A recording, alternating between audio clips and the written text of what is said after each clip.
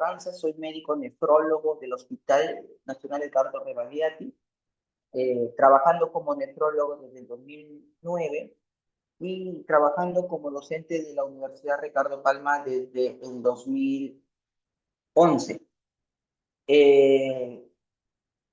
Bueno, primero saludarlos a todos, darles la bienvenida, sé que están en su primera semana, que ha sido una semana típica para todos, pero eh, lo importante es que estamos acá reunidos para realizar lo que es la charla. Un favor, si tienen alguien algún inconveniente con el audio o con la pantalla, me avisa, no duden en avisarme. La delegada, sobre todo, por favor, si hay algún inconveniente durante el transcurso de la exposición. Si tienen alguna pregunta que es muy vital, ¿no? Muy importante, también pueden pedirme permiso para hablar, no hay problema. Si de lo contrario, tal vez podrían anotar sus preguntas para que tampoco se olviden en el chat, o si no, al final hacen alguna pregunta sobre el tema. Entonces, sin más preámbulo, vamos a empezar lo que es la exposición del día de hoy. Eh, entonces, hoy día vamos a hablar sobre lo que son las glomerulopatías secundarias. Antes de pensar, quería saber si ayer tuvieron las glomerulopatías primarias. Si alguien me puede comentar, por favor. Doctora, ¿Tuvieron ayer las glomerulopatías primarias? sí, tuvimos. Sí, doctora, ayer Sí. dieron la clase. Perfecto, perfecto, ya, ok. Entonces, el día de ayer hablaron de las glomerulopatías primarias o las de origen incierto, que generalmente solo involucran al riñón como único órgano, pero ahora vamos a hablar de lo que son las glomerulopatías secundarias. Cuando nosotros hablamos de glomerulopatías secundarias, estamos hablando de enfermedades sistémicas, es decir, que no solo va a ser comprometido el riñón, sino también otros órganos de diferentes sistemas, ¿no? Todos se caracterizan porque el daño renal va a tener etiología y mecanismos o causas específicas, ¿no? Al final van a haber diferentes formas en que cada una de las causas va a atacar al riñón, pero todas al final le van a producir un daño renal. Y ese daño renal, que puede manifestarse de diferentes maneras también, al final van a tener una vía común, que es la nefroangioesclerosis. Por lo tanto, cuando nosotros ya nos encontramos en una fase avanzada de nefroangiosclerosis, es muy difícil ya determinar qué tipo de glomerulopatía es la que ha causado el daño, porque la vía final es la misma. Entonces, no se olviden, enfermedades sistémicas que tienen etiologías y mecanismos y modos de presentación bastante diferentes, pero todas desencadenan al final una nefroangiosclerosis. Bueno, no me voy a detener mucho aquí porque ya lo han trabajado, ¿no? Estamos hablando de glomerulopatías, obviamente, el daño renal es en el glomérulo, pero sobre todo del glomérulo en una estructura especial que se llama la membrana de filtración, que como ustedes ya saben tiene 3 capas, cada una con sus características del endotelio interno, la membrana basal y los porocitos, ¿no? De acuerdo al daño renal es cómo se van de acuerdo a la capa de esta membrana de filtración es que se van a mostrar determinados signos y síntomas en los diferentes síndromes, como vamos a comentar más adelante. Entonces, obviamente que al haber un daño de cualquiera de estas capas, generalmente se va a traducir en un proceso de proteinuria y en algunos casos de hematuria. Entonces, como hemos dicho bien, cuando hablamos de fisiología, porque acaba de haber una alteración no solo en la estructura, sino va a haber un daño en la función del riñón, y la función principal de la nefrona es la filtración glomerular. Entonces, cuando se habla de fisiología, hablamos que la filtración glomerular se produce, como hemos dicho, en las 3 capas mencionadas, y el proceso de filtración va a estar llevado a través de procesos de carga y de tamaño, ¿no? Y el proceso de filtración se mide a través de lo que es denominada la tasa de filtrado glomerular, que finalmente da cuánto es la función renal del paciente. Entonces, esto es importante, ¿no? Porque cuando hablamos de filtración glomerular, ¿no? De filtración glomerular, nosotros vamos a evaluar 2 cosas importantes. Por un lado, cómo se encuentra la membrana, si se encuentra íntegra, Eso es lo que le da la permeabilidad selectiva, que es el primer componente. Y lo segundo ya es un proceso más mecánico, que es a través de lo más biofísico, que es a través de los procesos de diferentes presiones, ¿no? Que se denomina presión efectiva de filtración. Entonces, para que ocurra una buena filtración necesitamos una buena membrana íntegra por un lado, es decir, que los porocitos, la membrana basal del endotelio esté bien, y por otro lado, que esta presión efectiva de filtración permita el paso de lo que es la luz capilar hacia lo que es el espacio de Bowman, ¿no? Y para eso necesitamos una diferencia de presiones, es decir, que tengamos una mejor presión hidrostática y tengamos una menor presión capsular, para que la resultante nos dé una filtración. Entonces, vamos directamente a lo que es la presentación clínica, ¿no? Existen diferentes formas de presentarse. Puede presentarse como un síndrome nefrótico con proteinuria nefrótica, un síndrome nefrítico con proteinuria nefrítica. Puede haber una mezcla o una mixtura de signos, tanto nefróticos como nefríticos, lo que denominan el síndrome nefrótico nefrítico, como una proteinuria aislada o como una hematuria aislada. Entonces, cuando hablamos de lo que es el síndrome nefrítico agudo, el síndrome nefrítico, que es el que vamos a comenzar, es importante esto primero, ¿no? ¿Dónde es lo que se va a encontrar afectado? Se va a encontrar afectado nuestra capa interna, es decir, nuestro endotelio. Es la capa que está más en contacto con la sangre, es el endotelio.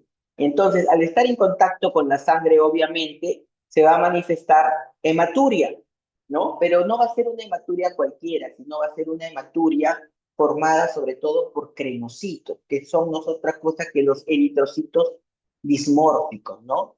Entonces, va a haber unos crenocitos dismórficos y también unos cilindros eritrocitarios. Esto quiere decir que la presencia de quenocitos y cilindros eritrocitarios nos indican de que sí o sí la hematuria es de origen glomerular. Entonces, por otro lado, obviamente si va a estar dañada, como hemos dicho, una de las capas de esta membrana de ultrafiltración, el proceso de filtración va a estar afectado y por lo tanto va a haber una caída de la tasa de filtración glomerular y por lo tanto el paciente va a producirse una insuficiencia renal aguda, ¿no? Cae la tasa, cae la función del riñón, el paciente hace una insuficiencia renal aguda, pero es de manera brusca, generalmente en días o semanas. Y está también manifestada por una insuficiencia renal aguda, pero de tipo oliguria, ¿ya? Entonces, la proteinuria que también se va a ver es subnefrótica, es decir, menos de 3 gramos en 24 horas. ¿Y por qué subnefrótica? Obviamente porque después existen otras dos capas, ¿no? Porque esta es la capa más interna de la que se ha afectado. Tenemos la membrana basal y los porocitos que van a servir todavía como una barrera para evitar que se pierda más proteínas de las que podrían deberse. Entonces, la proteinuria no va a ser tan glamorosa como un síndrome nefrótico. Al final, cuando un paciente obviamente hace oliguria, cuando un paciente hace una insuficiencia renal aguda, se va a activar el sistema renina, angiotensina, aldosterona, que en una clase vimos que es tan importante para la regulación renal. Y cuando se activa el sistema renina, angiotensina, aldosterona, sobre todo se activa una retención de sodio, ¿no? Una retención de sodio a nivel urinario y por lo tanto el paciente comienza a tener edemas, porque hay mayor sodio que queda retenido de la orina. Entonces el paciente comienza a tener un edema y finalmente tanto la lesión del endotelio como la activación del sistema renina-angiotensina y los edemas van a dar una hipertensión arterial. Entonces, son cinco características de este síndrome nefrítico agudo: hematuria, una aclioligúrica, una proteinuria subnefrótica, un edema que generalmente es un edema, no es un edema blando como el del nefrótico, como el de la hipoalbuminemia, es un nefrótico congestivo, es un edema duro, ¿no? Como más inflamatorio, porque es una retención de agua por sodio, y finalmente el quinto es la hipertensión arterial. Entonces, estas 5 características los tienen que tener en cuenta siempre. Cuando tenemos nosotros un síndrome nefrítico, lo siguiente que nos toca es cuál es la posible etiología de este síndrome nefrítico. Entonces, para esto yo les he traído 2 clasificaciones importantes. Una clasificación es de acuerdo a la edad y otra clasificación es de acuerdo al consumo no de complemento. ¿Ya? Estas clasificaciones van a ser importantes porque cuando ustedes abran su protocolo de diagnóstico, tienen que solicitar los exámenes apuntando a las etiologías más comunes. Por ejemplo, si estamos hablando de un niño o un adolescente, lo primero que vamos a presentar, a suponer, es que es una glomerulonefritis postestreptocócica o aguda postinfecciosa, que le llaman. Entonces, también puede ser una púrpura de Hemingway y también puede ser unas enfermedades hereditarias. Aquí también ya comienzan a aparecer un poquito lo que son las nefropatías lúpicas, pero sobre todo en las mujeres. Entonces ya te da una idea de cuáles son las posibles causas y qué es lo que vas a pedir. Cuando tenés un paciente ya joven, adolescente joven o adulto, entonces ya cambia un poco más y, por ejemplo, comienza a aparecerse la nefropatía lúpica con mayor intensidad, ¿no? Ya no se ve tanto glomerulonefritis agudas postestreptocócicas, pero sí infecciones como postestafilocócica, como alguna rickettsia, como alguna Corynebacterium, con otro tipo de infecciones, ¿no? Unas posífilis, ¿no? Se puede haber glomerulonefritis, y aquí también comienzan ya a presentarse lo que son la glomerulonefritis mesangial por inmunoglobulina A o la enfermedad de Berger. La inmunoglobulina A también comienza a presentarse sobre todo a partir de los 20 años. Entonces, es importante destacar la edad, y cuando estamos hablando de mayores de 40 años, ya estamos hablando de las vasculitis. Las vasculitis comienzan a ser las que son más preponderantes en este tipo de edad. La segunda clasificación es a través, y es una clasificación muy importante que muchas veces se olvida, pero es muy importante porque te permite diferenciar las etiologías. Por ejemplo, cuando tenemos un consumo de complemento, ¿cuáles van con consumo de complemento? Todas las posinfecciosas y las glomerulonefritis membranoproliferativas, que generalmente son primarias. O sea, todas las posinfecciosas van con consumo de complemento. Mientras que la inmunoglobulina A, que hemos comentado, la enfermedad de Berger, su complemento es normal. Vamos a ver más adelante que son enfermedades muy parecidas en síntomas, en presíntomas, en pronóstico, pero esta es una gran diferencia entre la postestreptocócica y la de Berger. Por otro lado, también tenemos 2 famosas primas hermanas de enfermedades inmunológicas que se diferencian por el consumo del complemento. Tenemos el lupus eritematoso, que es una enfermedad que consume complemento, versus las vasculitis, que hemos comentado que es a partir de los 40 años, que generalmente no consumen complemento y el complemento es normal. Entonces ven cómo enfermedades muy parecidas pueden diferenciarse a través del complemento. Entonces, cuando hablamos del síndrome nefrótico, ya estamos hablando eh, de una lesión en lo que es la membrana basal y una lesión renal en lo que es el podocito. Entonces estamos hablando de capas mucho más externas, la capa media y la capa más externa. Por lo tanto, en este caso sí, la proteinuria va a ser mayor, una proteinuria de origen nefrótico, y al haber una proteinuria importante, obviamente va a haber una hipoalbuminemia. La hipoalbuminemia va a llevar a que se produzca un edema intersticial, un edema generalizado, y de acuerdo al grado de severidad, incluso puede haber hasta anasarca, que ustedes saben que es la acumulación de líquido en tercer espacio. La pérdida de proteínas que son transportadoras de lo que son los colesteroles LDL y de los triglicéridos, también se van a perder dejando colesterol y triglicéridos libres y por lo tanto el paciente va a presentar hiperlipidemia, ¿no? Sobre todo hipertrigliceridemia.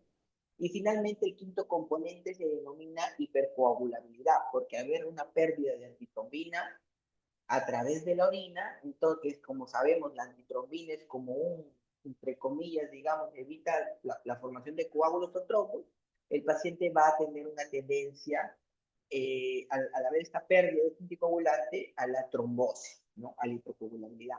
Entonces, estos son los otros 5 componentes que son propios del síndrome nefrótico: proteinuria nefrótica, hipoluminemia, un edema por hipoluminemia, que es un edema blando, con fovea, hiperlipidemia, hipercoagulabilidad. No está de más decir que, si bien es cierto, el síndrome nefrótico se caracteriza por estos 5 componentes y el nefrítico por lo que comentamos, el síndrome nefrótico puede tener hematuria, puede haber pacientes que tengan hipertensión arterial, que no son los componentes fundamentales del síndrome, pero también los puede tener, ¿no? Y es lo que muchas veces, lo confunde a los alumnos llamándolo el síndrome nefrótico nefrítico, ¿no? Pero puede haber un componente de ambos. Por ejemplo, se dice que el 30% de los pacientes con síndrome nefrótico pueden presentar hipertensión, ¿no? Sobre todo cuando hay un edema muy marcado, y el 30% puede presentar hematuria. Es decir, la presencia de estos componentes no descarta el síndrome nefrótico. Cuando hablamos de síndrome nefrótico, también buscar la etiología es importante. Y el síndrome nefrótico es un síndrome que se caracteriza por ser todo un reto, ¿no? Para los médicos, para los nefrólogos, porque la versatilidad de las causas que lo producen es inmensa.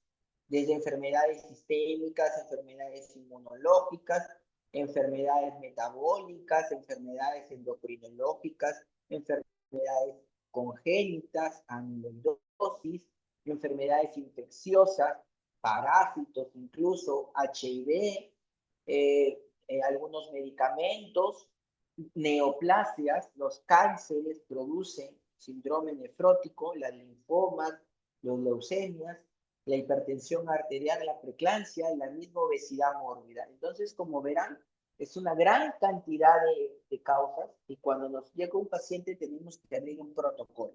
Obviamente también pensando en cuál, o jerarquizando cuáles son las etiologías más comunes. Probablemente si estamos hablando de personas adultas o adultas mayores, siempre, sobre todo adultas mayores, siempre tendríamos que buscar neoplasias. Estamos pensando en enfermedades jóvenes, más jóvenes, ya con inicio de actividad sexual, pues tendríamos que también buscar enfermedades como el HIV y el sífilis, ¿no? Y la hepatitis. Entonces, vamos a hablar de algunas glomerulopatías secundarias importantes. Vamos a ir por la primera, que es la nefropatía diabética. La nefropatía diabética es la causa principal de síndrome nefrótico en todo el mundo. Ya es la principal causa de síndrome nefrótico y la principal causa también de enfermedad renal en diálisis a nivel mundial por la gran frecuencia de pacientes diabéticos que tenemos en el mundo. Cuando hablamos de nefropatía diabética, estamos hablando de la presencia, por un lado, de proteinuria mayor o igual a 300 miligramos en 24 horas, ¿ya? Muchas veces asociado a retinopatía diabética, casi en la mayoría de veces. Entonces, y siempre que hayamos descartado otras posibles causas similares, ya que pueden producir también una proteinuria diabética. Entonces, un paciente diabético con mucho tiempo de enfermedad, que tiene mayor proteinuria, más de 300 miligramos en 24 horas, y le hacemos un fondo de ojo, tenemos retinopatía diabética, cantado que es una nefropatía diabética, ¿no? Entonces, como hemos mencionado, este dato es importante porque todos sabemos que los diabéticos tipo 1 o los que son insulinodependientes generalmente son más agresivos a tener insuficiencia renal crónica, y mientras que los de los diabéticos tipo 2, solo el 5 a 10% generarán enfermedad renal crónica, pero como hemos dicho, por la cantidad de pacientes, estos diabéticos tipo 2 terminan siendo lo más frecuente. Otro dato bien importante es que cuando el paciente tiene nefropatía diabética, ya el solo hecho de tener nefropatía diabética, la mortalidad de estos pacientes se encuentra aumentada. 1, 5, 4, 5 veces más que los pacientes que no presentan nefropatía diabética. Incluso, como vamos a mencionar más adelante, aquellos pacientes que ya se encuentran en la fase de microalbuminuria también ya tienen la mortalidad aumentada. Entonces, tenemos que la nefropatía diabética es la principal causa de enfermedad renal crónica, se da en el 20 a 40% de los pacientes diabéticos, que la mitad pueden llegar a terapia de reemplazo renal, se manifiesta obviamente con proteinuria y es un factor de riesgo de mortalidad que duplica o cuatriplica la mortalidad del paciente que no tiene nefropatía, del diabético sin nefropatía. Entonces, cuando nosotros hablamos de qué condiciones predisponen a que un diabético o tenga una nefropatía diabética, tenemos sobre todo, si aparte de ser diabético, el paciente es hipertenso, si el paciente es un diabético mal controlado, si es un paciente que tiene hipercolesterolemia, si es un paciente que tiene síndrome metabólico y si es un paciente que fuma, es muy probable que este paciente diabético que cumpla con estas presente nefropatía diabética. Pero también tenemos qué pacientes van a progresar más rápido hacia una insuficiencia renal. Entonces tenemos que a la cabeza siempre va a ser la proteinuria. Entonces la proteinuria, mientras mayor proteinuria, la progresión de los pacientes con nefropatía diabética, enfermedad renal crónica y enfermedad renal crónica terminal va a ser mayor.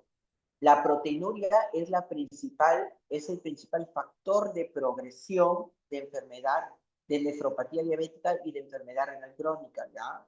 Nunca se olviden, es pregunta generalmente de examen. Otros factores de progresión tenemos la misma hipertensión arterial, la hiperglicemia, la hipercolesterolemia, el tabaquismo.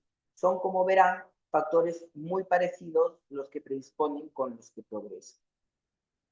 Entonces, ¿a qué se debe esta enfermedad de la nefropatía diabética? ¿No? Generalmente está relacionado a la hiperglicemia. ¿Pero qué hace la hiperglicemia? La hiperglicemia sobre todo trabaja activando lo que es el sistema de la angiotensina 2. ¿Y qué hace la angiotensina 2 que ustedes habrán escuchado, ¿no? Cuando hablamos del sistema renino-angiotensina, hablamos de la angiotensina. La angiotensina es un potente vasoconstrictor, pero es sobre todo un potente remodelador. ¿Qué quiere decir? Que activa el factor de crecimiento de los fibroblastos. Al activar el factor de crecimiento de los fibroblastos, van a reemplazar las células normales o los glomérulos normales por fibras, ¿no? Y esto va a producir glomerulosclerosis, va a producir engrosamiento arterial, ¿no? Y también fibrosis túbulo-intersticial por la activación de este factor de crecimiento fibroblástico tipo B. Todo esto va a llevar a la insuficiencia renal. Entonces, por un lado, al producirse estos problemas de la vasoconstricción gracias a la angiotensina, va a haber un problema hemos dicho, de hipertrofia glomerular, hipertrofia mesangial, lo cual van a producir una hiperfiltración glomerular. O sea, por un lado va a estar alterado. ¿Te acuerdas cuando hablamos de la filtración que se debía a dos componentes? Uno era la presión de filtración y otro lado la membrana. Entonces, por un lado va a estar alterado el proceso de hiperfiltración glomerular, pero por otro lado también la membrana, tanto los podocitos como los glóbulos, la membrana basal, se van a engrosar, van a incrementar su permeabilidad y por lo tanto también se va a dañar. Entonces, los dos componentes van a estar dañados y el paciente va a ser proteinuria. Con el tiempo, la proteinuria va a producir daño túbulo intersticial y caída de la filtrado glomerular y el paciente hace enfermedad renal crónica. Entonces, en cuanto a la patología, lo primero que vamos a ver es que el paciente, cuando lo vemos en el microscopio, bueno, cabe indicar que son muy pocos pacientes los que se le hace biopsia, cuando la sospecha es muy grande de una nefropatía diabética, la biopsia no es necesaria. En un 5%, máximo 10%, cuando hay dudas, sobre todo cuando el tiempo de diabetes ha sido muy corto para la presentación de la proteinuria, entonces cuando tenemos alguna duda, sí es necesario hacer la biopsia renal y lo que vamos a encontrar son glomérulos grandes.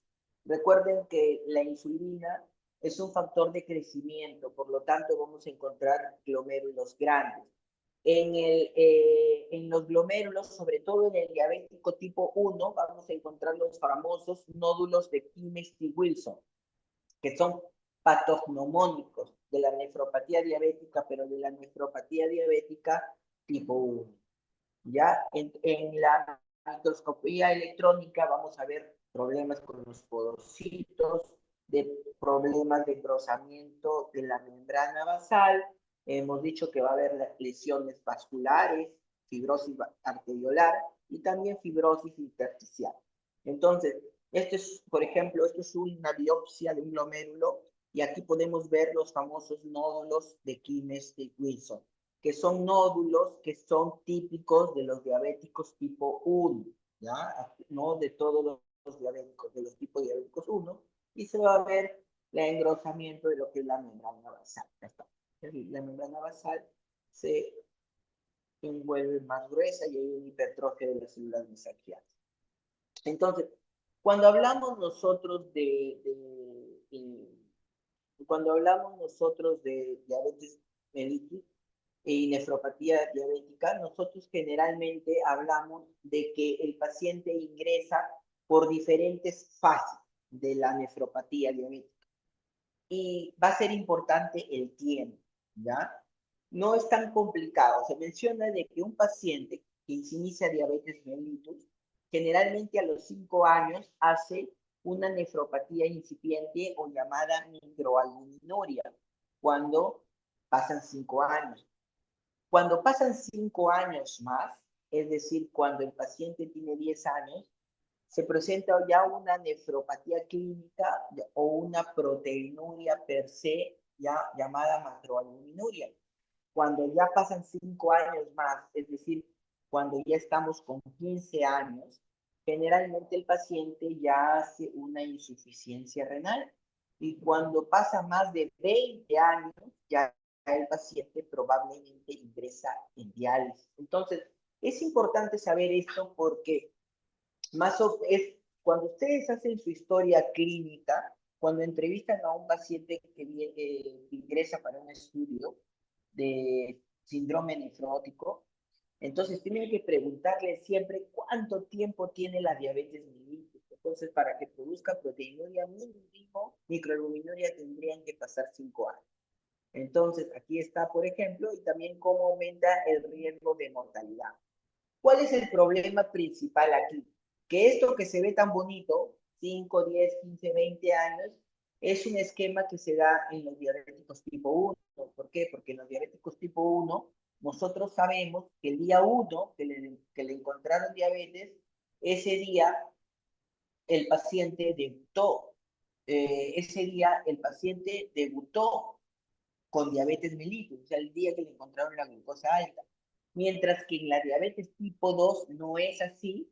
En la diabéticos tipo 2, nosotros, el día que lo diagnosticamos, no es su primer día, puede haber estado en la enfermedad, su clínica, silente, no detectada mucho tiempo anterior, por lo tanto, como no sabemos el punto de partida, no se va a cumplir generalmente este periodo que hemos mencionado, esta secuencia, ¿ya? Pero no está de más saberlo. Cuando tengan un paciente que tiene una nefropatía diabética con menos de 5 años, de todas maneras hay que dudarlo. ¿Cómo se resuelve? Con un fondo de ojo. Si el fondo de ojo es positivo para retinopatía diabética, esa diabetes es de mayor. Entonces, dijimos que el paciente pasa por una fase de microalbuminuria, nefropatía incipiente que le llamaban antes, ahora le llaman A2. Entonces, son pacientes que generalmente, como he mencionado, se presenta a los 5 años que el paciente diabético tipo 1 es diagnosticado, ¿no? Mientras que en el diabético tipo 2 puede estar presente en el momento del diagnóstico porque no sabemos hace cuánto tiempo empezó su diabetes. Entonces, la microalbuminuria es un factor de riesgo cardiovascular y de muerte, ¿no? Estos pacientes que han hecho microalbuminuria en 5 años más probablemente ya pasen a la segunda fase, que es la fase de macroalbuminuria, proteinuria clínica o A3, que es cuando las proteínas están más de 300 miligramos al día, ¿no?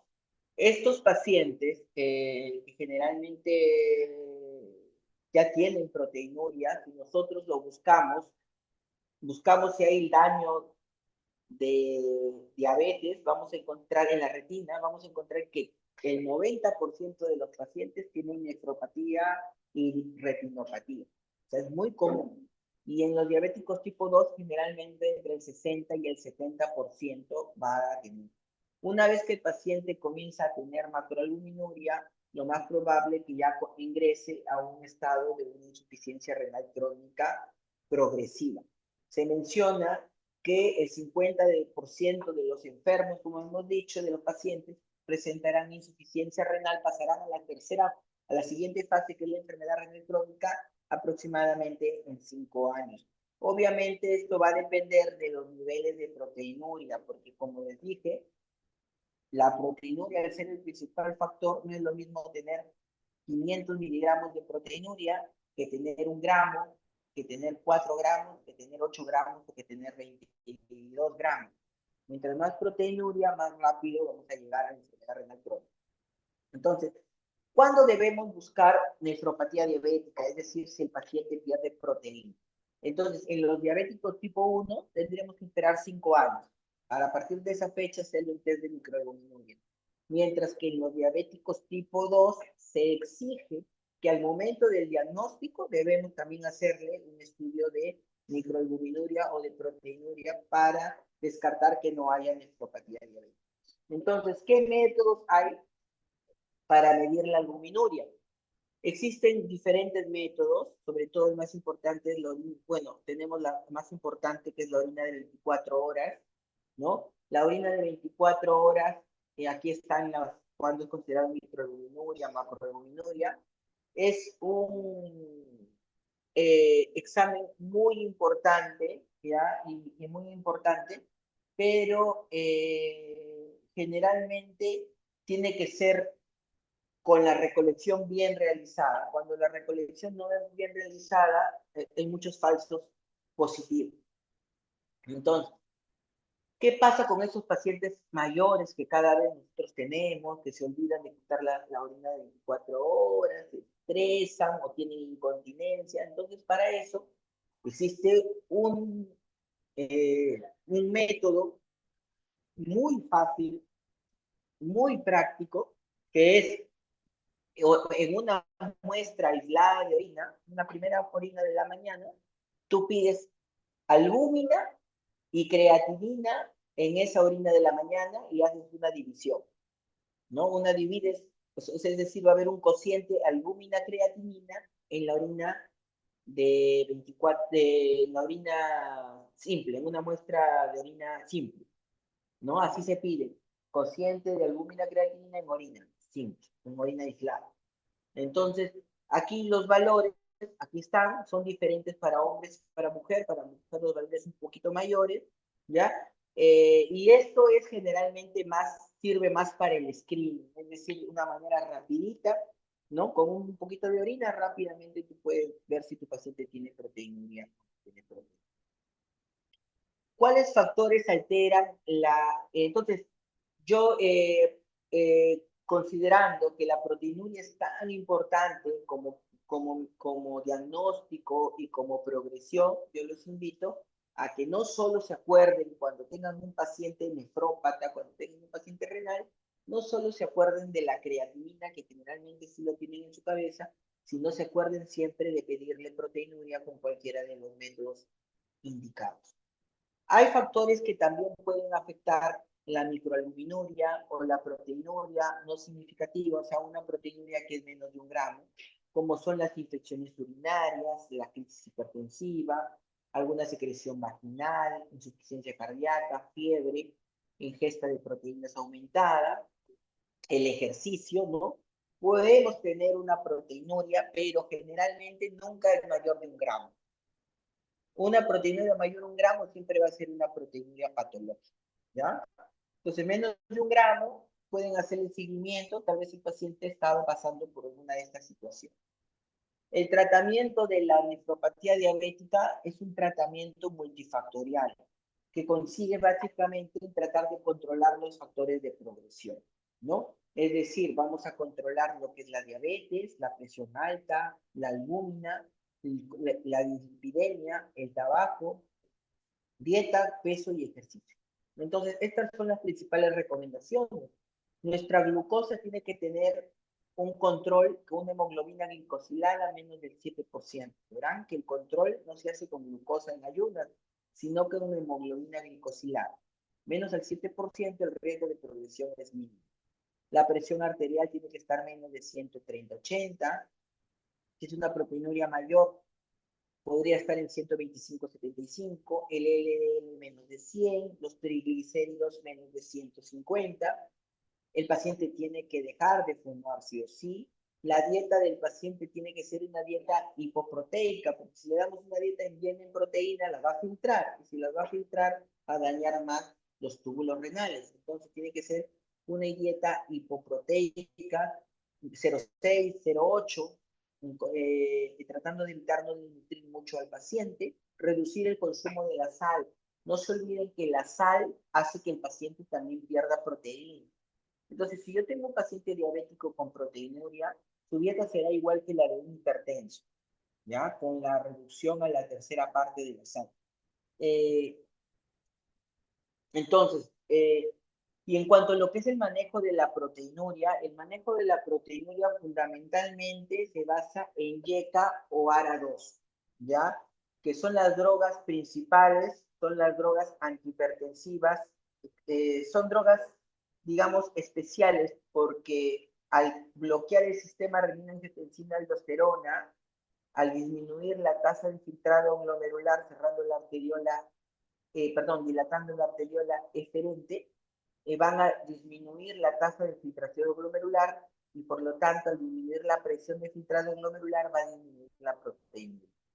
Entonces son drogas, estos YECA son drogas que tienen 3 características principales, son antiproteinúricas, son antihipertensivas, pero sobre todo son antiinflamatorias y antifibróticas porque nuevamente el origen de todo era la angiotensina 2 y con esto lo bloqueamos. Entonces, todo paciente con nefropatía diabética, todo paciente con microalbuminuria debe recibir YECA o ARA2. En las guías de este año de enfermedad renal crónica ya se ha planteado el uso de nuevos medicamentos que están saliendo después de casi 10 años que salieron los YECA o ARA2, o más, casi 15 años que salieron los YECA o ARA2. Están saliendo nuevos medicamentos que también tienen estas características muy parecidas a los YECA o ARA2, que son antiproteinúricas, son antiinflamatorias y antifibróticas, ¿no? Son las famosas inhibidores de la receptores de la SLGT2, así se llama, inhibidores de los receptores de la SLGT2. Tenemos, por ejemplo, lo que es la empaglifosina, ¿no? Que son son también las drogas nuevas que han venido a complementar a esta YECA o ARA2, ¿ya? Pero recién han salido en el mercado, pero hay que tener en cuenta que ya, si ustedes que ya van a revisar su nueva literatura, van a encontrar sobre estos medicamentos, estos inhibidores de la SGLT2. Entonces, cuando un paciente es normotenso, es un diabético, tiene microalbuminuria y es normotenso, siempre darle YECA o ARA2. No preocuparse si les va a producir hipotensión, porque se puede comenzar con una dosis, la cuarta parte o la mitad de una dosis antihipertensiva es suficiente para tener el poder antifibrótico y antiproteínico. Obviamente que si el paciente es hipertenso, siempre llega a guardadosis. Es decir, toda microalbuminuria, paciente diabético debe tener llega a guardadosis. Ahora vamos a hablar de la glomerulonefritis aguda postinfecciosa. Hemos comentado que la glomerulonefritis aguda postinfecciosa, cuando hablamos, dijimos que generalmente es una enfermedad que se da en las primeras etapas de la vida. Generalmente hablamos de adolescentes para abajo, con la glomerulonefritis postestreptocócica, y en los jóvenes con el resto de la glomerulonefritis postinfecciosa.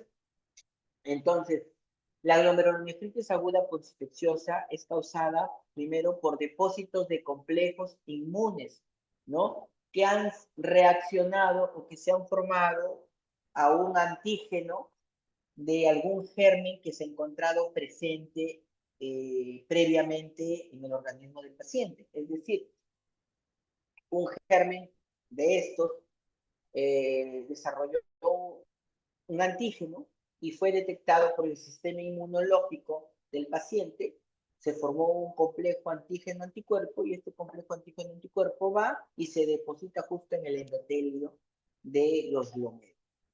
Entonces, la forma más frecuente, hemos dicho, es la estreptocócica o también llamada estreptocócica producida por el estreptococo piógenes, ¿no? Y ya hemos dicho, se une el antígeno y el anticuerpo de esta bacteria y van a viajar al glomérulo y van a producir una respuesta inflamatoria en cascadas, llenas de complementos, y va a producir una actividad quimiotáctica que va a hacer que proliferen muchos polimorfos nucleares, ¿ya? Muchos polimorfos nucleares en el endotelio produciendo lesión glomerular. Básicamente, también puede producirse lesión de membrana basal, pero básicamente la principal lesión es glomerular. Entonces va a haber una proliferación de estos polimorfos nucleares, ¿no? Por esta activación de complemento, esta cascada inflamatoria, sobre todo en el mesangio, ¿ya? Va a haber, por eso se llama glomerulonefritis eh, proliferativa, ¿no? Es una glomerulonefritis proliferativa, proliferan, ¿no? Estos polimorfos nucleares dañando el endotelio. Entonces, hemos dicho que van a proliferar a nivel endocapilar, produciendo la famosa glomerulonefritis proliferativa. Obviamente se va a producir un daño endotelial. Y si da un daño endotelial, se va a producir un síndrome nefrítico, ¿no? Entonces vamos a tener por un lado la hematuria y proteinuria por el daño glomerular. Obviamente, si se daña el glomérulo, va a disminuir la tasa de filtrado glomerular, el paciente va a ser un ácido ligúrico, dijimos que se iba a activar el sistema renina-angiotensina, el paciente iba a ser edema, iba a ser producto del edema probablemente, iba a ser estado de hipervolemia e hipertensión arterial, ¿no? Aquí vemos y está presente la pentada del síndrome nefrítico: hematuria, proteinuria subnefrótica, el aqui oligúrico, el edema y la hipertensión arterial.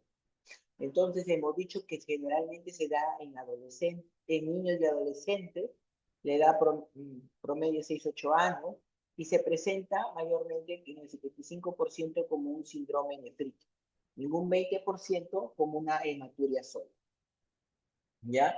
Entonces en el 95% va a haber hematuria. Por no decir en el 100%. Es importante este dato. Cuando nosotros tenemos una glomerulonefritis postestreptocócica, el germen, ¿sí? El germen o la infección tiene que haberse producido antes, ¿ya? No es que en ese momentito el paciente está cursando con una infección de garganta, con una faringitis, con una otitis, con una laringitis, con una piodermitis.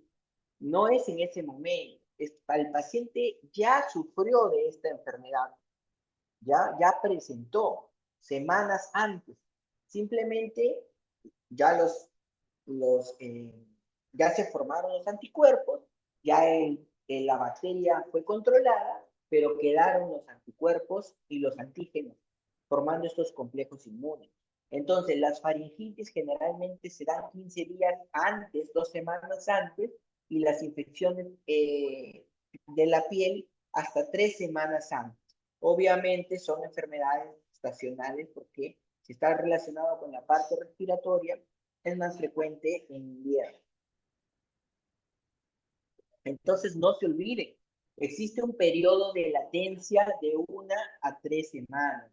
El paciente tiene hematuria, hemos dicho casi 90-100%, edema 90%. El edema es un edema duro, congestivo, no, generalmente no hay pérdida de líquido en tercer espacio, o sea, no va con anasarca.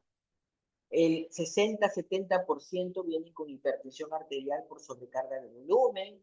Y finalmente, la clínica cuando es muy aparatosa, porque el problema de estos pacientes es la clínica. La clínica es muy abrupta. El síndrome nefrítico, hemos dicho que es algo muy brusco. Entonces, es aparatoso.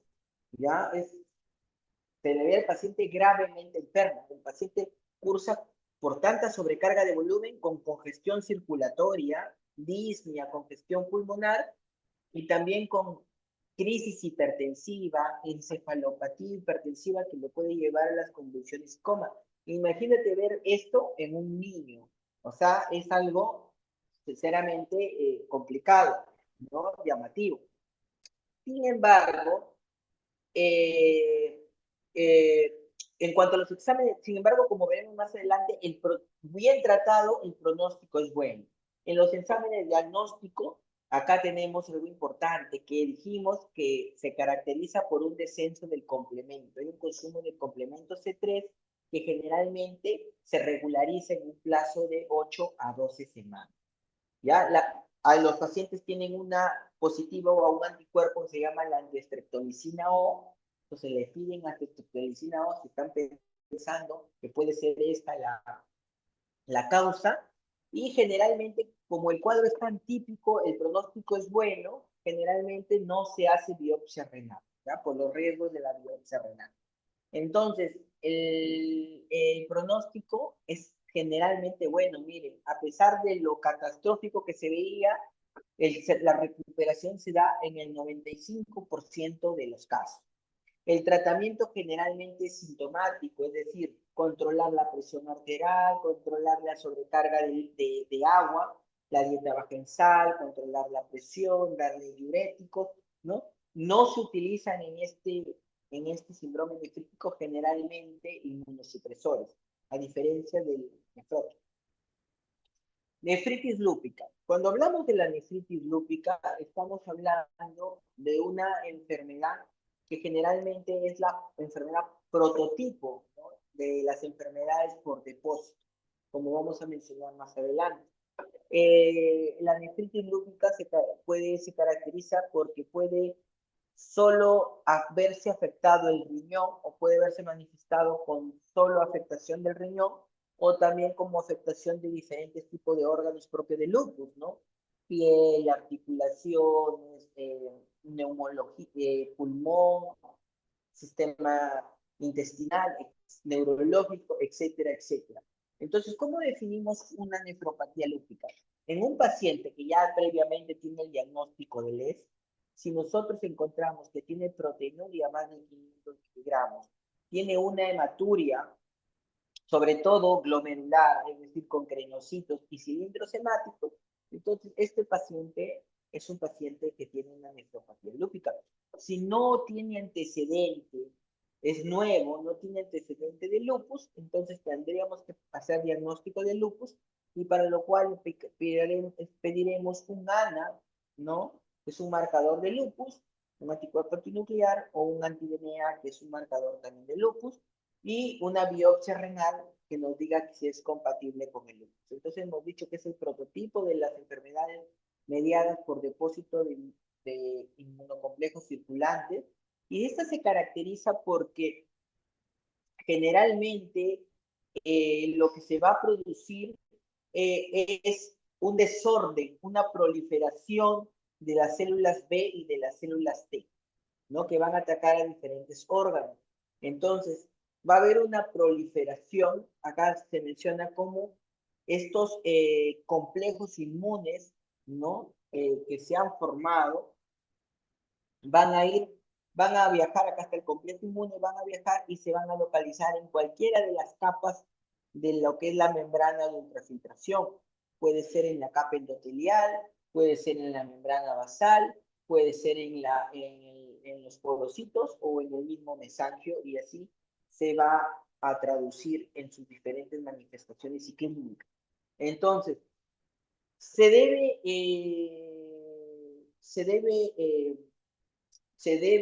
biopsiar todo paciente con nefritis lúpica. Generalmente, todo paciente con nefropatía lúpica sí debería ser biopsiado. ¿Y por qué? No solo para confirmar el diagnóstico, sino para identificar qué clase de nefritis lúpica es. Tenemos hasta 6 clases de nefritis lúpica. Nos va a servir también para establecer el tratamiento, porque cada clase se trata de una manera diferente. Y finalmente también nos va a facilitar para saber cuál es el pronóstico, es decir, nos va a dar datos de lesiones agudas y de lesiones crónicas, que nos van a permitir decidir si el paciente tiene lesiones más agudas, el tratamiento también va a ser más agresivo, y si tiene más crónicas, el tratamiento va a ser más conservador y el camino probablemente a una enfermedad renal crónica terminal va a ser más corto. Entonces, les hablé que habían hasta 6 clases de nefropatía lúpica, ¿no? De acuerdo al sitio donde se hayan depositado los complejos inmunes y según el daño de la capa del componente de la membrana basal de ultrafiltración. Por ejemplo, la clase 1 le llaman nefropatía lúpica mesangial mínima, ¿no? Como los cambios mínimos que ayer vieron, generalmente son cambios que se pueden ver solo a nivel electrónico. La clase 2 es una lúpica proliferativa mesangial, que generalmente con depósitos que son mesangiales y se traducen con una hematuria, en su mayoría de casos, aislada, ¿no? Con muy poca proteína.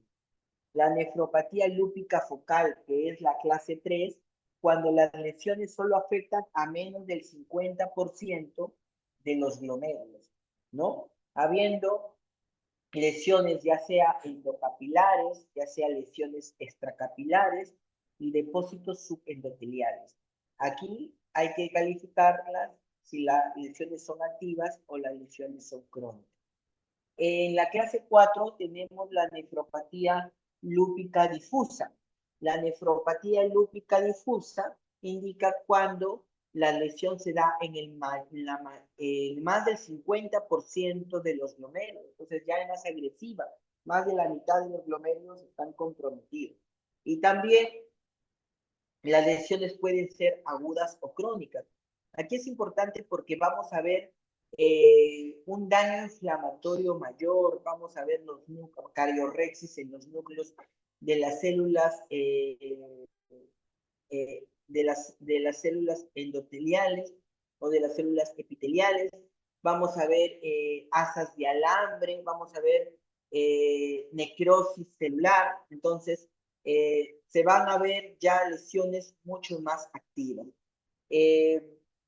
En la que son las nefritis lúpicas membranosas, obviamente por su mismo nombre, la afectación principal es la membrana basal glomerular, donde generalmente hay depósitos subepiteliales. Ya hay depósitos subepiteliales, y finalmente tenemos la nefritis lúpica esclerosada, que en realidad no es una clase independiente, sino la vía final común de cualquiera de las clases anteriores.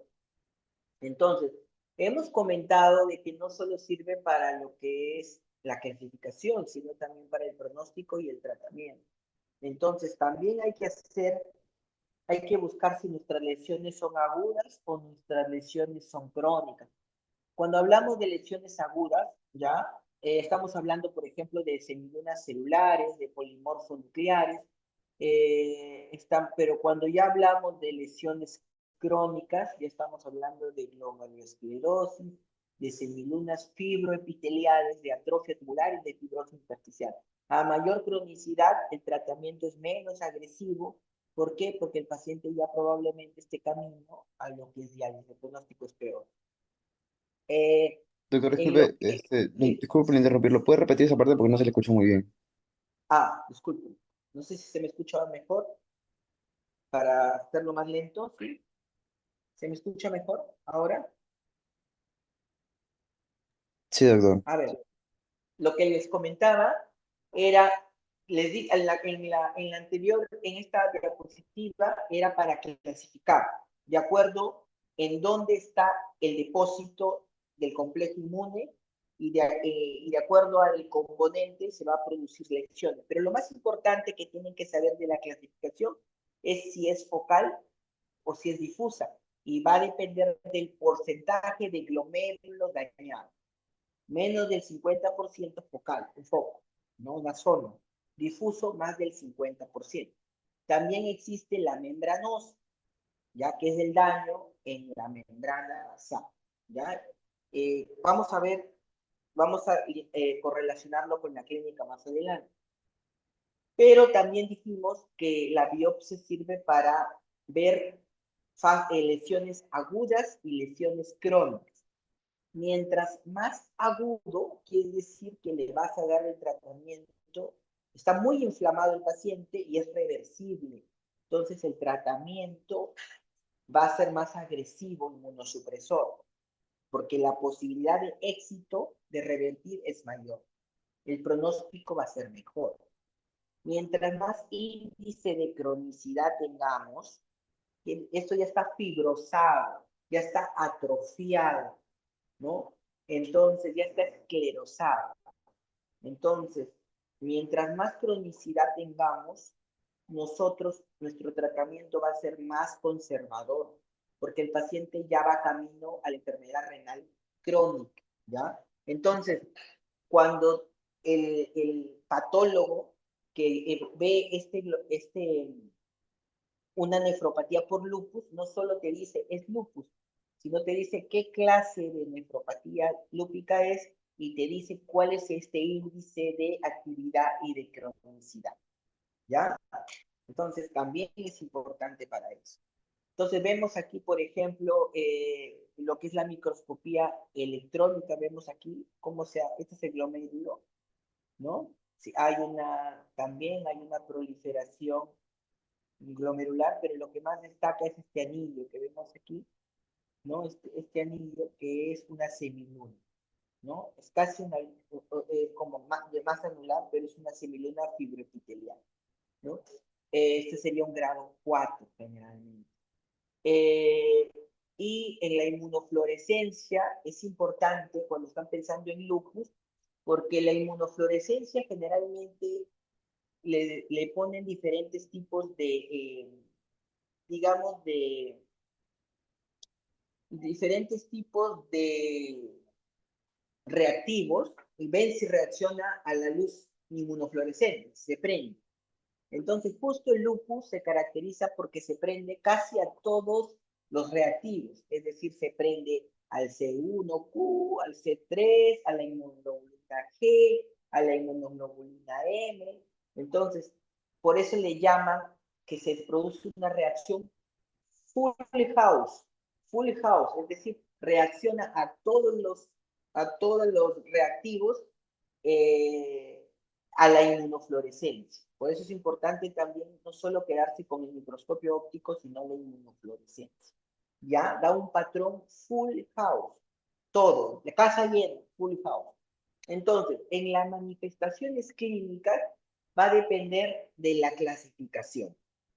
Hemos dicho que en la clase 1, que es la mínima y la mesangial, a lo máximo se presenta hematuro y la función renal es normal. En la clase 3 hemos dicho que menos del 50% de los glomérulos están afectados, por lo tanto, generalmente se produce un síndrome mayormente nefrítico. Mira, solo en menos del 20% se produce síndrome nefrótico y generalmente no va acompañado de insuficiencia renal. Es la clase 4, ya la que está afectado más del 50% de glomérulos, la que va a tener mayor afectación renal y la de peor pronóstico. Un 60-90% de los pacientes va a presentar síndrome nefrótico y 50% ya va a presentar insuficiencia renal. En la clase 5, que es la membranosa, está dañada la membrana, se va a presentar generalmente como un síndrome nefrótico, nefritis, porque va a haber hematuria asociada. Entonces, esto es lo mismo que hemos mencionado, ¿no? De las diferentes clasificaciones. Quiero solo enfocarme en las principales, que es la focal. Va a haber proteinuria y hematuria, pero es raro que haya síndrome nefrótico e insuficiencia renal. En la nefropatía difusa, que hemos dicho que es la de peor pronóstico, es la que generalmente ya va a presentarse síndrome nefrótico, síndrome nefrítico, insuficiencia renal, hipertensión arterial. Esta va a ser ricamente inmunológica. Entonces, el anti-DNA va a estar bien alto, que es un signo de actividad del lupus. El consumo de complemento va a ser bien llamativo, que es un signo de actividad del lupus, y generalmente evolucionan a la insuficiencia renal. La nefropatía lúpica membranosa, hemos dicho que generalmente produce síndrome nefrótico, con síndrome nefrítico, con hematuria, pero lo más importante que quería mencionarles es que cuando es clase 5, generalmente no tienen actividad inmunológica. ¿Qué quieren decir? Que podemos tener un anti-DNA normal. Doctor, pero ¿cómo va a ser una nefropatía lúpica con un anti-DNA que es la actividad del lupus? Pero en esta clase sí se puede dar anti-DNA normal y el consumo de complemento mínimo. Entonces, cuando tengan algo que se ve muy raro para un lupus, no se olviden que la nefropatía lúpica membranosa se puede dar un anti-DNA y un complemento normal. Entonces, ¿cómo se maneja lo que es la nefropatía lúpica?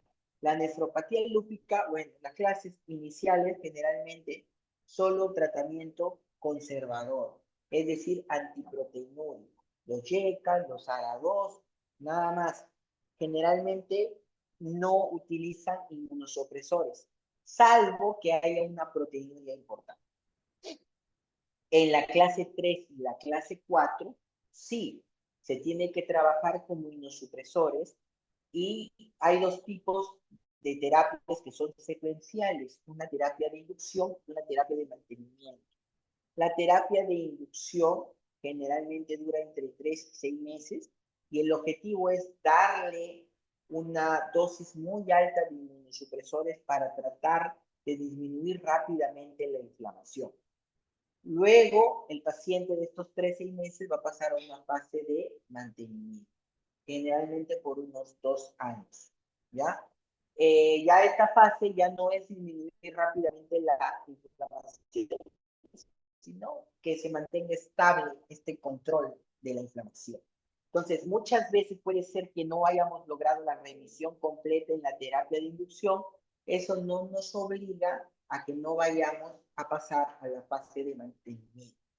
Podemos tener una terapia, una respuesta parcial, ya con la fase de mantenimiento podemos lograr la remisión completa.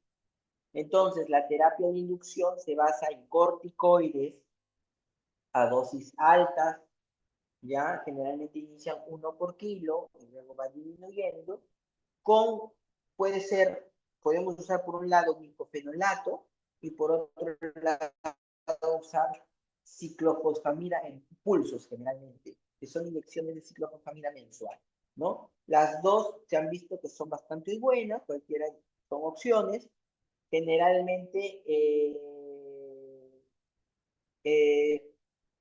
tenemos que tener una buena respuesta al menos durante los 3 primeros meses del tratamiento, es decir, conseguir una respuesta parcial.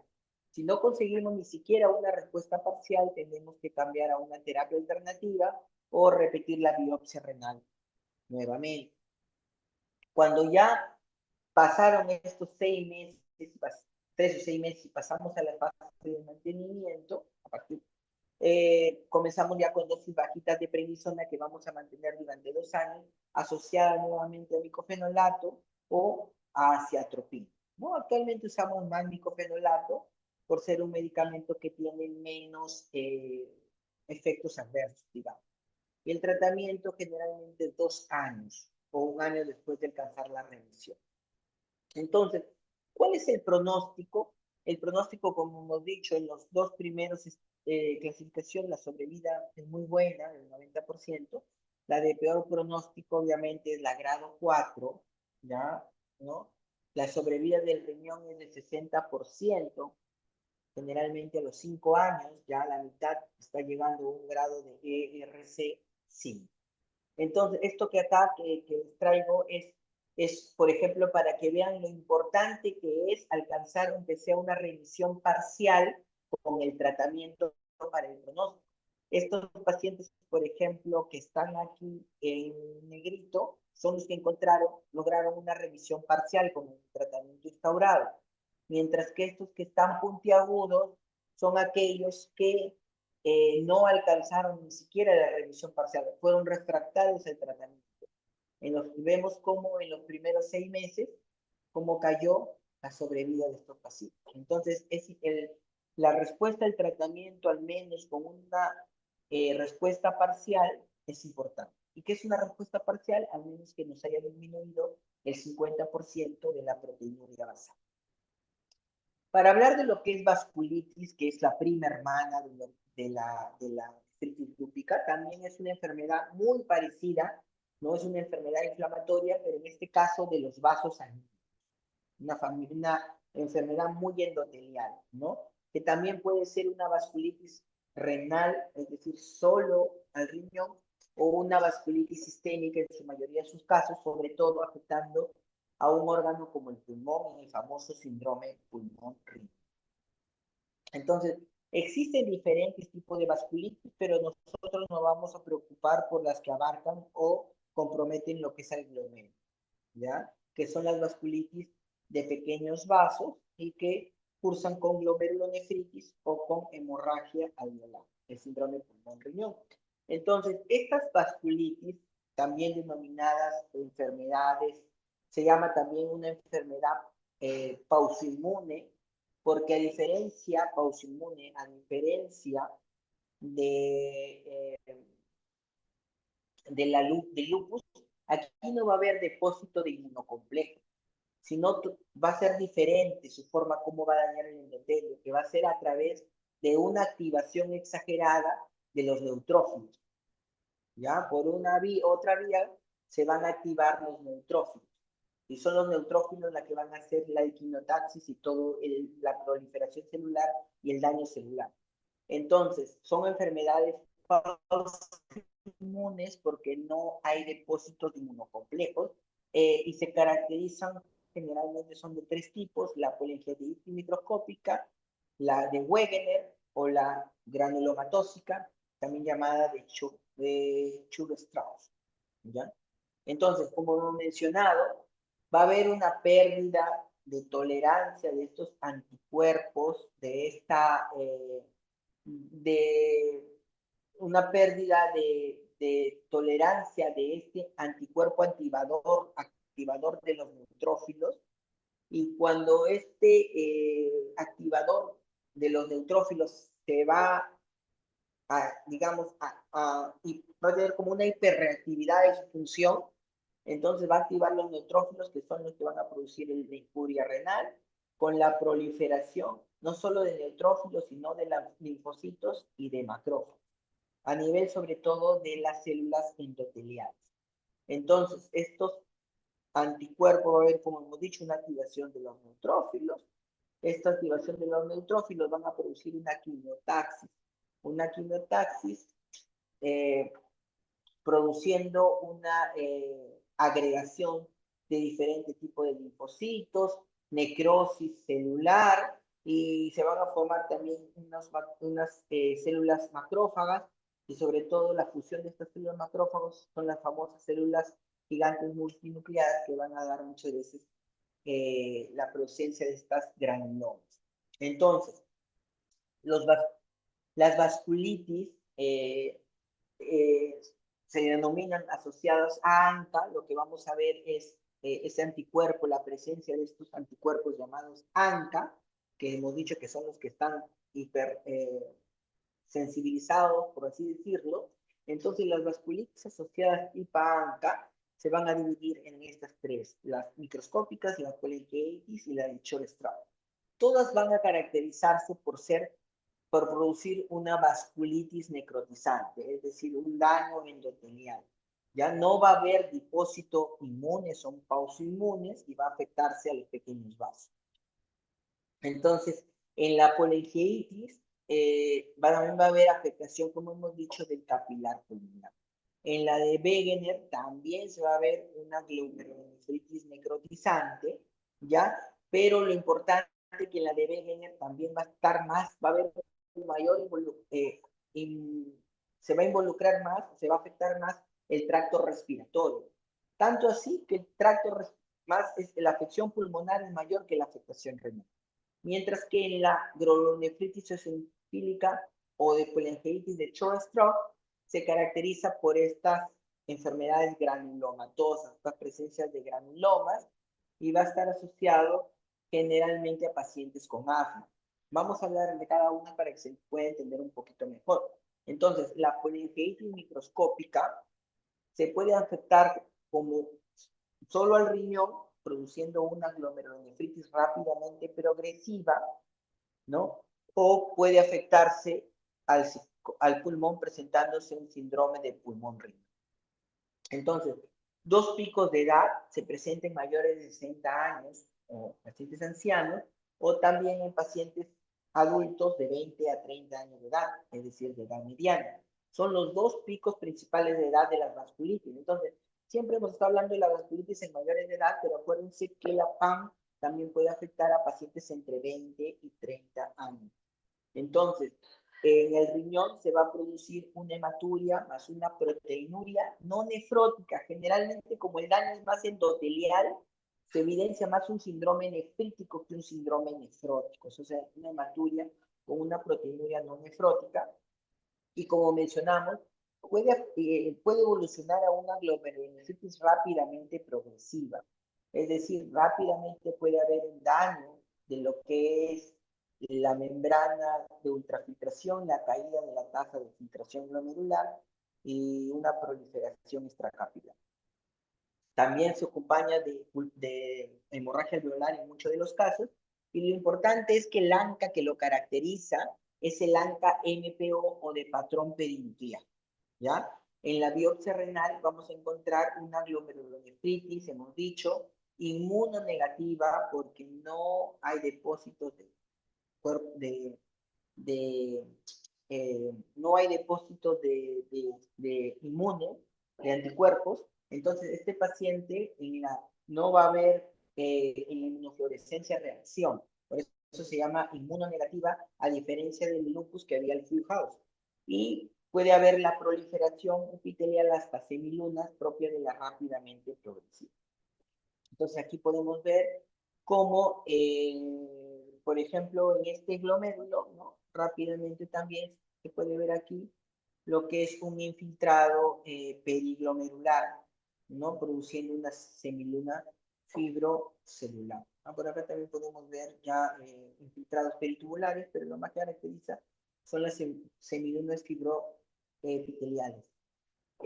Aquí tenemos que no se olviden, puede haber un síndrome pulmón-riñón, ¿no? Cuando uno lo ve en la radiografía del tórax parece una congestión pulmonar, un edema agudo del pulmón, ¿no? En la tomografía puede ser una congestión pulmonar, un edema agudo del pulmón. Entonces muchas veces hay que hacer una fibrobroncoscopía para poder ver qué sale a través de los bronquiolos, si sale sangre o sale agua. Entonces, la segunda es la granulomatosis de Wegener. La granulomatosis de Wegener es una glomerulonefritis con granuloma, el mismo nombre lo menciona. Generalmente afecta a las vías respiratorias. Entonces, es un paciente que siempre o generalmente tiene comprometida la vía respiratoria y algunas veces la parte renal. Entonces, es un paciente que lo más significativo es la hemoptisis, fiebre, rinorrea, tos, úlceras nasales. Entonces, una afectación más respiratoria, ¿no? Y en la parte del riñón también se va a manifestar como una proteinuria no nefrótica, hematuria y síndrome nefrítico. El patrón es, este ANCA no es el MPO, sino es el ANCA PR3, que no es perinuclear, sino citoplasmático. La biopsia es muy parecida o está igual a la MPO sin inmunofluorescencia y con la posibilidad de encontrar la similuna. Y en el síndrome de Strauss, generalmente lo que vamos a encontrar son eosinófilos en granulomas, con eosinófilos en las vías respiratorias y también en los riñones. Se va a asociar al asma y eosinofilia y como he mencionado, solo el 30% de estas vasculitis afecta el riñón. Generalmente es más pulmonar. Entonces, en el tratamiento, en frecuencia, la más frecuente es la PAM, seguida de la Wegener y finalmente la Church-Strauss es la menos frecuente. En cuanto al tratamiento, es muy parecido al tratamiento del lupus, está en una fase de inducción de 3 meses, con pulsos de ciclofosfamida, ¿no? Si el paciente entra una rápidamente progresiva, también tenemos que acompañarlo de pulsos de esteroides, y lo importante es que, miren, el 80% de los pacientes muestra una remisión. O sea, tenemos que evaluar bien a nuestro paciente un diagnóstico temprano y a pesar de que el paciente haya hecho una rápidamente progresiva, el 80% de los pacientes podemos sacarlos incluso si han requerido apoyo de hemodiálisis. En los casos severos o refractarios van a necesitar a veces plasmaféresis o rituximab. La fase de mantenimiento con acetropina o micofenolato, esa parte es de 2 años. Finalmente, vamos a hablar de lo que es la amiloidosis renal. La amiloidosis renal, ¿ya? Es una enfermedad que se caracteriza por depósitos de amiloide en diferentes tipos de órganos, pero si hablamos de amiloidosis renal, obviamente estamos hablando que depósito de este amiloide en las estructuras o en los componentes del, ¿no?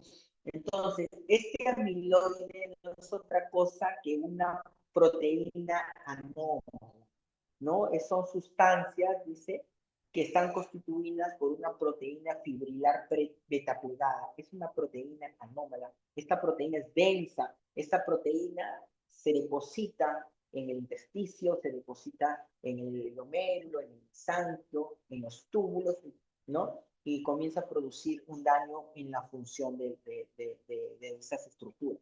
Entonces, cuando hablamos de amiloidosis renal, existen 2 tipos de amiloidosis. Según la causa, puede ser primaria o AL o secundaria o AA. ¿Cuándo hablamos de primaria o AL? Generalmente la amiloidosis primaria es cuando que se debe a una sobreproducción de inmunoglobulina de cadena ligera, por eso se llama AL, ¿no? De inmunoglobulina de cadena ligera, sobre todo tipo lambda, y se debe en enfermedades que tienen que ver con discrasias de células plasmáticas, como el mieloma múltiple, ¿no? El mieloma múltiple es una enfermedad que en la médula ósea comienza a producir células plasmáticas que producen esta proteína anómala, ¿no? Entonces, el mieloma múltiple es, digamos, la etiología más conocida de estas discrasias de células plasmáticas que producen amiloidosis tipo AL o primaria. Y los amiloidosis secundarias generalmente se deben a procesos inflamatorios crónicos mal curados o maltratados. Ya puede ser de naturaleza infecciosa, por ejemplo, una tuberculosis maltratada, un paciente con osteomielitis, con sinusitis crónica, o pacientes con procesos inflamatorios crónicos como una espondilitis anquilosante o una artritis reumatoidea, también te puede producir una amiloidosis secundaria AA, ¿no? En nuestro país, que tenemos pacientes con tuberculosis, se ve bastantes amiloidosis secundarias a tuberculosis, pero generalmente esos pacientes que tienen como secuela bronquiectasis, ¿no? Los que no tienen secuela de bronquiectasis es muy raro. Tienen que haber tenido bronquiectasis como secuela de su tuberculosis. Entonces, este amiloide, hemos dicho, se deposita en los riñones afectando la función renal. sobre todo se deposita en las membranas basales, en toda la membrana de ultrafiltración en general, produciendo un síndrome nefrótico florido, ¿ya? Florido. Es decir, estamos hablando de las proteinuras más excesivas que se pueden imaginar. 16, 20, 30, 40 gramos, ¿ya? Quiero recalcar aquí, ¿ya? Que existen tres etiologías que producen síndrome nefrótico así florido, con proteinuras bien llamativas. La amiloidosis, la nefropatía diabética, ¿ya? Y la nefropatía membranosa primaria que les comentaron ayer. Generalmente son pacientes con proteinurias bien floridas. Y al tener proteinurias tan floridas, su pronóstico es muy malo.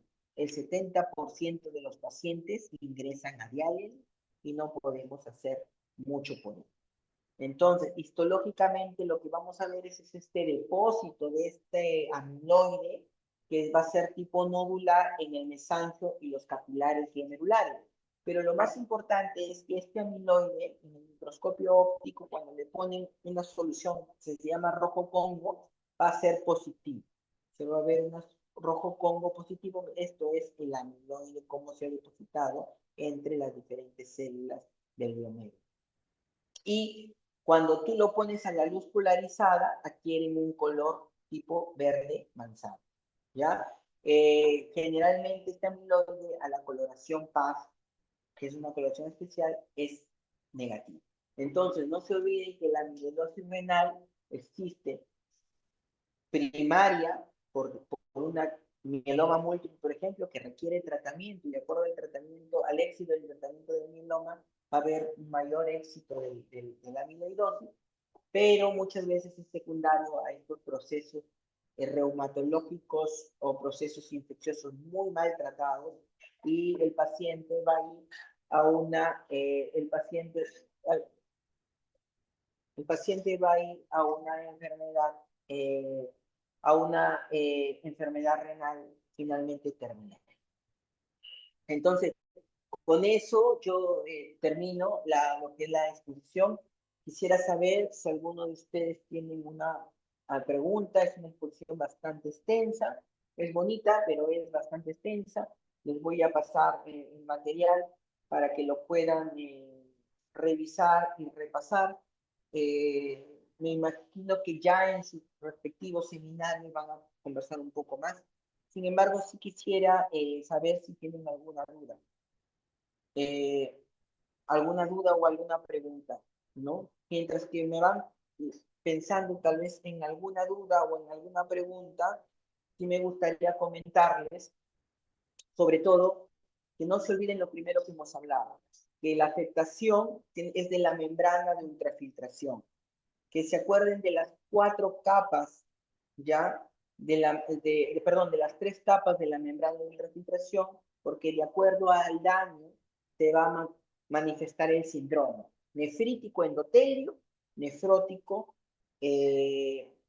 membrana basal y podocito. También de los componentes del síndrome nefrítico y del componente del síndrome nefrótico, de los componentes principales, porque en medicina puede combinarse todo.